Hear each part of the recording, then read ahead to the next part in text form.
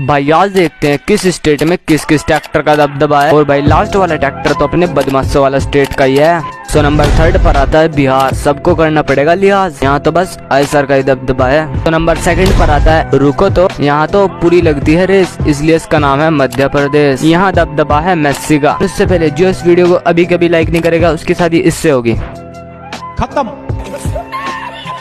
हाँ तो नंबर 1 पर आता है बदमाशों का स्टेट उत्तर प्रदेश। भाई यहाँ तो बस महिंद्रा का ही चलता है राज। अब कमेंट में बताओ आप किस किस स्टेट से हो।